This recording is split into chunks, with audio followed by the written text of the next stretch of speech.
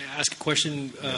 Since we had a chance to hear this at the Protection Commission, has there been any additional explanation or information provided to you, Jeff, or your team as to why that was? No, I mean, I asked the contacted DOR that we were instructed to, and I two things, just to confirm that I was reading the tables correctly, and we were, and they didn't know why. Basically, the change was made.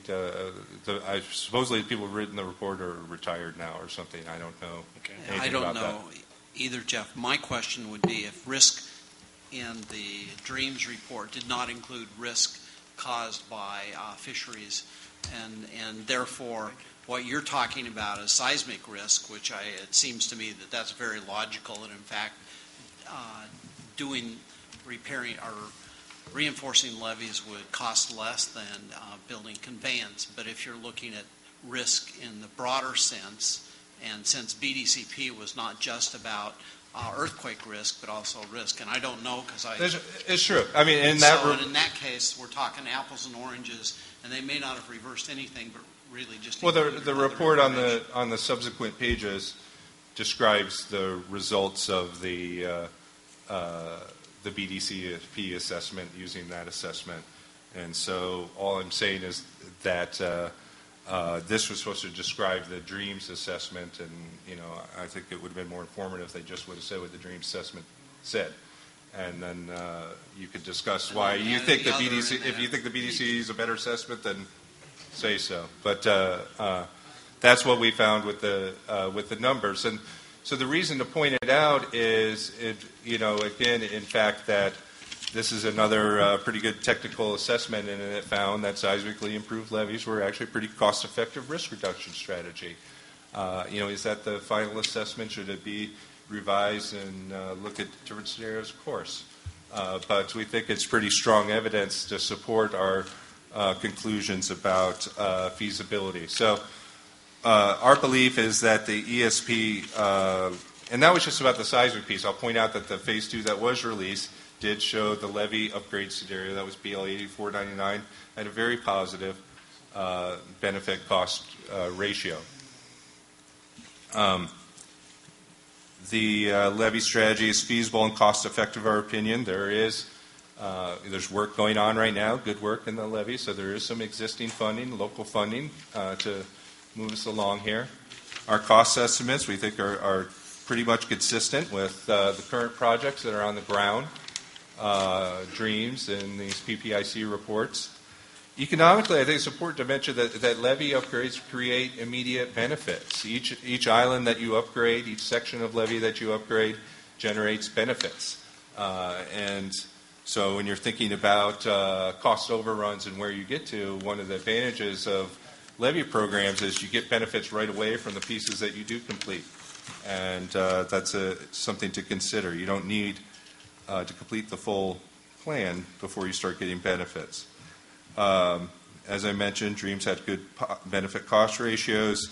And we think that, as the Delta Plan is discussed, we think that a regional agency with some levee assessment authority has the ability to generate a lot of long-term funding. We think, part of the problems with the Delta levees is a free rider problem, and they're sort of public goods nature, and so some assessment authority that makes it more difficult to free ride and gets more contributions could generate a lot of funds there. With that, I'm going to move into the next section of the presentation. It's just about some of the habitat proposals that we had analyzed. Dr. Mike, one question I had. What is an armored pathway through Delta conveyance? Armored pathway through Delta conveyance, what is that? Do you want to answer that, Bob? That's one of the options that DWR, in association with Met and other contractors, has been looking at for some years. The basic concept is to have a pathway from the Sacramento River the most elaborate version of which would come down Snodgrass Slough, for those familiar with the detailed geometry. And along that pathway, the levees would be improved so that they are seismically robust. The cost estimates for this alternative in Dreams were very high because they also allowed for setting back the levees for two reasons. One was to provide added capacity, but also to have some ecosystem restoration benefit. But that armored pathway would provide a conduit through which fresh water could flow to the South Delta pumps very quickly, even after a major earthquake event.